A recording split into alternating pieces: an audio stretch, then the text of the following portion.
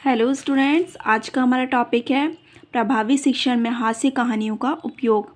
Use of comic strip stories in effective teaching. यह BEd के first time के students के लिए इम्पॉर्टेंट टॉपिक है। यह CC4 का इम्पॉर्टेंट टॉपिक है, तो इस वीडियो पर लास्ट तक बने रहिएगा। तो स्टार्ट करते हैं इसका आंसर। मूल पाठों में कुछ ऐसी कहानियों का निर्माण करके रखना चाहिए जो आवरण रहित अर्थात सत्य को उजागर करने वाली हो। सत्य को उजागर करने वाली कहानियाँ अत्यंत बोझिल तथा नीरस हो जाती हैं, परंतु हास्य का पुट होने के कारण वे रोचक बनी रहती हैं तथा सत्य को उजागर कर देती हैं, जिससे उनसे प्राप्त संदेश छात्रों तक पहुंच जाते हैं। हास्यप्रद नाटक और कहानियाँ शिक्षा प्रदान करने का एक सशक्त माध्यम बनते जा रहे हैं, जिससे हंसी हंसी में गंभीर संदेश दिए जा रहे हैं और भाषण की बोझिलता से भी बचा जा सकता है। हास्यप्रद कहानियों को बच्चे बहुत रुचि से पढ़ते हैं तथा कार्टून आदि भी देखना पसंद करते हैं। ऐसी कहानियों के माध्यम से नैतिक मूल्यों की शिक्षा दी जा सकती है। नेक्स्ट पॉइंट है चयनित विषय वस्तु में हास्यात्मक चित्रकथाओं का समावेश। इसमें देखते हैं चयनित विषय वस्तु के अंतर्गत हास्य कथाओं का समावेश भी आवश्यक होता है, क्योंकि जब तक छात्रों का कक्ष में मनोरंजन नहीं होगा तब तक उनकी रुचि कक्ष में नहीं होगी। इसलिए प्रत्येक शिक्षक से यह अपेक्षा की जाती है कि उसको अपने स्तर से सभी छात्रों का मनोरंजन करना चाहिए। विषय वस्तु के चयनकर्ताओं से यह अपेक्षा की जाती है कि वे कार्टून कथाओं का प्रधानता के साथ चयन करें। इससे छात्रों के संलग्नता, रुचि एवं अधिगम स्तर में तीव्र गति में वृद्धि होगी। नेक्स्ट पॉइंट है चयनित विषय वस्तु में समाहित सर्वोत्तम हास्य कथाओं की विशेषताएं। इसके अंदर देखते हैं, जब शैक्षिक दृष्टि से हास्य चित्रकथाओं का चयन किया जाता है तो उनके ऊपर भी गंभीरतापूर्वक विचार किया जाता है। इन सभी हास्य चित्रकथाओं में एक संदेश छिपा होता है। संदेश एवं शिक्षाओं के कारण ही इनकी उपयोगिता को स्वीकार किया जाता है। हास्य चित्र कथाओं के चयन में अनेक सावधानियों को ध्यान में रखना चाहिए। चयनित विषय वस्तु में समाहित हास्य चित्र कथाओं का स्वरूप सर्वोत्तम रूप में होना चाहिए। हास्य चित्र कथाओं के सर्वोत्तम स्वरूप संबंधी सावधानियों, गुणों एवं विशेषताओं को निम्नलिखित रूप से स्पष्ट किया जा सकता है। फर्स्ट है हास्य चित्र कथाओं में उद्देश्य। हास्य चित्र कथाओं का भी एक उद्देश्य होता है। जो भी हास्य कथा विषय वस्तु में चयनित की जाए उससे पूर्व उसका उद्देश्य होना चाहिए। जैसे जानवरों एवं पक्षियों से संबंधित हास्य कथाओं का वर्णन करते समय यह ध्यान रखना चाहिए कि पक्षियों एवं जानवरों के प्रति छात्रों का लगाव उत्पन्न हो। वह जानवर एवं पक्षियों को भी मानव जीवन का अंग समझें। इससे एक छात्रों का मनोरंजन होगा तो दूसरी ओर छात्रों की संलग्नता एवं रुचि में वृद्धि होगी। सेकेंड पॉइंट है हास्य चित्र कथाओं में स्पष्टता। तो इसमें देखते हैं, हास्य चित्र कथाओं में स्पष्टता का समावेश होना चाहिए, जिससे छात्र जिस चित्र पर भी दृष्टि डाले उसको स्पष्ट रूप से समझ सके। यदि छात्र अस्पष्ट चित्र देखेगा तो उसके स्वरूप के बारे में नहीं समझ सकेगा। परिणाम स्वरूप वह उस चित्रकथा का पूर्ण आनंद प्राप्त नहीं कर सकेगा। इस स्थिति में हास्य चित्रकथाओं के द्वारा प्राप्ति किए जाने वाले उद्देश्य की पूर्ति नहीं होगी।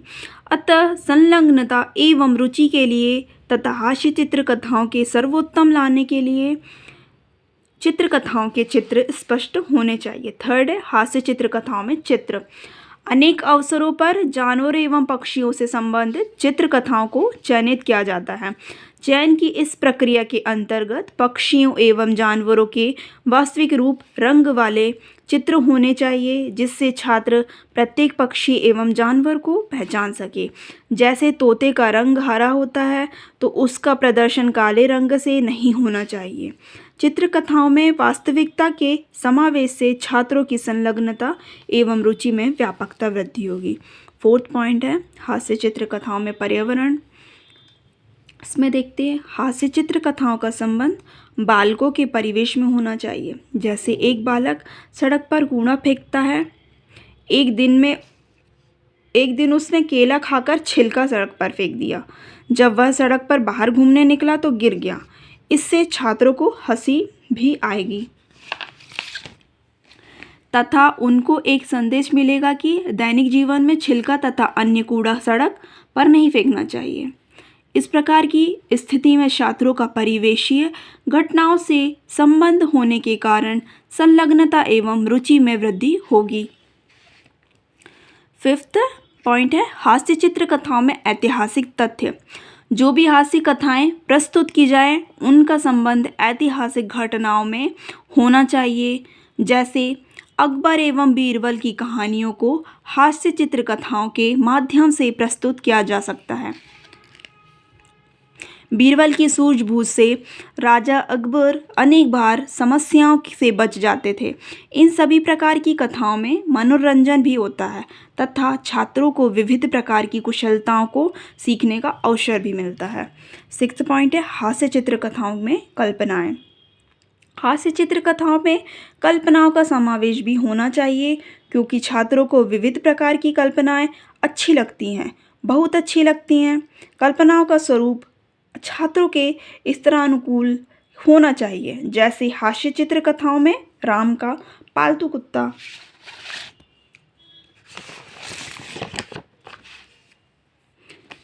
परी के आशीर्वाद से उड़ने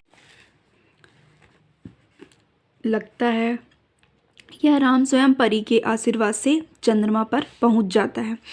इस प्रकार की कल्पनाओं के माध्यम से छात्रों में एक और संलग्नता एवं रुचि का विकास होता है, तो दूसरी ओर छात्रों में अन्वेषण की प्रकृति का विकास संभव होता है। नेक्स्ट पॉइंट है हास्य चित्र कथाओं में सकारात्मकता। हास्य चित्र कथाओं में मनोरंजन के साथ साथ सकारात्मक दृष्टिकोण का भी समावेश होना चाहिए। इससे छात्र सफलता एवं आशावादिता के बारे में सीख सकेंगे। जैसे वीर बालक की संपूर्ण समाज में प्रशंसा होती है तथा उसको पुरस्कार दिया जाता है। इस प्रकार की हास्य चित्र कथाओं के द्वारा छात्रों की संलग्नता एवं रुचि में वृद्धि होती है तथा छात्रों में सकारात्मक दृष्टिकोण का विकास होता है। नेक्स्ट पॉइंट है हास्य चित्र कथाओं में परंपराएं। हास्य चित्र कथाओं में परंपराओं का समावेश होने से छात्रों को अपनी परंपराओं को सीखने का अवसर मिलता है। इसके साथ साथ उनकी रुचि एवं संलग्नता में भी व्यापक वृद्धि होती है। जैसे एक छात्र जब यह देखता है कि बिल्ली के अपने बच्चे अपनी माँ से आशीर्वाद लेकर पढ़ने के लिए जाते हैं तो छात्र को भी हंसी आ जाती है तथा वह एक परंपरा को सीखता है कि छोटे बालक एवं बालिकाओं को अपने से बड़ों का आशीर्वाद प्राप्त करना चाहिए। इस प्रकार की हास्य चित्र कथाओं को स्थान देना आवश्यक होता है। नेक्स्ट पॉइंट है हास्य चित्र कथाओं में सांस्कृतिक तथ्य। चयनित विषय वस्तु के अंतर्गत उन सांस्कृतिक तथ्यों का समावेश होना चाहिए जो कि समाज एवं व्यवस्था से संबंधित हो। जैसे भारतीय संस्कृति में छठे पाठ्यक्रम समाजशास्त्र का पाठ्य पढ़ाया जाता है। इन सभी मूल्यों से संबंधित है हास्य चित्र कथाओं को चयनित विषय वस्तु में स्थान देना चाहिए। 10th है हास्य चित्र कथाओं में सामाजिक मूल्य। हास्य चित्र कथाओं को प्रस्तुत करते समय उनमें सामाजिक मूल्य एवं व्यवस्थाओं का भी ध्यान रखना चाहिए। हास्य चित्र कथाओं में प्रेम, सहयोग, त्याग एवं उदारता संबंधी घटनाओं को बीच बीच में स्थान देना चाहिए। इससे छात्रों को मनोरंजन के साथ साथ सामाजिक मूल्यों एवं गतिविधियों को सीखने के अवसर प्राप्त हो सकेंगे तथा छात्रों की संलग्नता के स्तर में भी वृद्धि हो सकेगी। नेक्स्ट पॉइंट है हास्य चित्रकथाओं में जीवन कौशल। इसमें देखते हैं, हास्य चित्रकथाओं में जीवन कौशल से संबंधित घटनाओं को भी स्थान देना चाहिए। जैसे चिड़ियों की रानी ने जब बाहरी बहेलियों को देखा तो उनसे शोर मचाना प्रारंभ कर दिया, जिससे अन्य चिड़िया भी शोर मचाने लगी। इससे जंगल के सभी पक्षी सतर्क हो गए तथा बहेलिये के जाल से बच गए। इस प्रकार की स्थिति में छात्र शीघ्र निर्णय के कौशल को सीख सकेंगे। इस प्रकार की चित्रकथाओं के माध्यम से छात्र निर्णय कौशल का विकास होगा तथा संलग्नता में वृद्धि हो सकेगी। उपरोक्त विवेचन से यह स्पष्ट हो जाता है कि हास्य चित्रकथाओं के माध्यम से छात्रों की रुचि एवं संलग्नता को भाषा कक्षा के प्रति विकसित किया जा सकता है। भाषाई विषय वस्तु में हास्य कथाओं का उपयोग मात्र मनोरंजन के लिए ही होता है, वरन इनके माध्यम से छात्रों में विविध प्रकार के गुणों, कौशलों एवं व्यावहारिक योग्यताओं को विकसित किया जाता है। हास्यपद आवरण रहित कहानियों का निर्माण। इसमें देखते हैं, मूल पाठों में कुछ ऐसी कहानियों का निर्माण करके रखना चाहिए जो आवरण रहित अर्थात सत्य को उजागर करने वाली हो।